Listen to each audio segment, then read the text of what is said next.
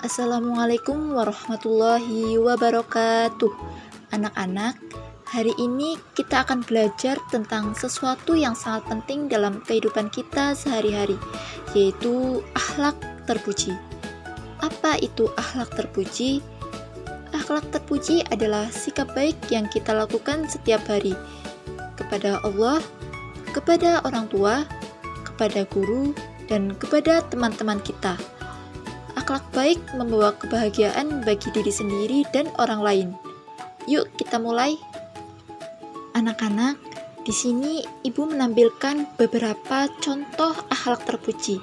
Yang pertama ada jujur, kedua amanah, ketiga ada sabar, yang keempat tolong menolong, yang kelima sopan santun, yang keenam menghormati orang yang lebih tua, yang ketujuh rendah hati, dan yang terakhir ada bersyukur. Yang pertama adalah jujur. Siapa di sini yang suka berkata jujur? Bagus. Ada cerita tentang Rina. Suatu hari, Rina menemukan uang di kelas. Apakah ia mengambilnya? Tidak. Rina langsung menyerahkan uang itu kepada guru. Itulah sikap jujur. Anak yang jujur itu berkata benar, tidak berbohong, dan bisa dipercaya orang lain. Ingat ya, jujur itu hebat. Yang kedua adalah amanah. Amanah artinya bisa dipercaya dan bertanggung jawab. Seperti Dani, ketika ibunya menitipkan buku adik. Dani merawatnya dengan baik dan mengembalikannya tepat waktu. Itulah anak yang amanah, menepati janji dan menjaga titipan. Yang ketiga adalah sabar. Siti sedang bermain menara balok, lalu roboh. Siti hampir marah, tapi ia menarik napas dan mencoba lagi dengan tenang. Dan akhirnya, menaranya berhasil berdiri lebih tinggi. Sabar itu tidak mudah marah, tetap tenang, dan gigih mencoba lagi. Yang keempat adalah suka membantu teman. Benny melihat temannya kesulitan membawa buku yang banyak. Tanpa diminta, Benny segera membantu. Itu namanya peduli sesama dan berbuat baik kepada teman. Yang kelima adalah sopan santun.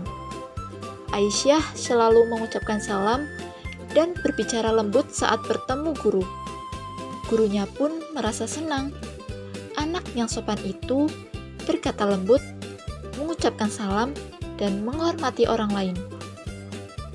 Yang keenam adalah menghargai sesama. Di kelas, setiap anak punya pendapat yang berbeda-beda. Meskipun berbeda, mereka tetap saling menghargai dan tidak mengejek. Kita harus bisa mendengarkan teman dan menghargai perbedaan. Yang ketujuh adalah rendah hati. Rafa menang lomba menggambar, tapi ia tidak sombong. Ia tetap bermain bersama teman-temannya dan membantu mereka. Rendah hati artinya tidak sombong, merendahkan diri, dan mengakui kesalahan. Dan yang kedelapan adalah bersyukur. Nisa selalu mengucapkan Alhamdulillah setelah makan bersama keluarga. Bersyukur artinya berterima kasih atas nikmat Allah dan selalu merasa cukup. Nah, anak-anak, tadi kita sudah belajar 8 akhlak terpuji. Mari kita ingat bersama. Yang pertama tadi ada jujur. Jujur itu berkata benar, tidak bohong. Yang kedua ada amanah. Amanah adalah menepati janji dan bertanggung jawab. Yang ketiga ada sabar.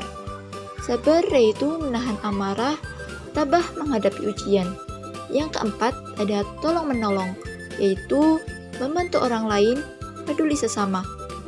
Yang kelima ada sopan santun, yaitu berbicara lembut, menggunakan bahasa yang baik. Yang keenam ada menghormati orang lain, yaitu menghargai pendapat dan tidak mengejek. Yang ketujuh rendah hati, tidak sombong dan mengakui kesalahan.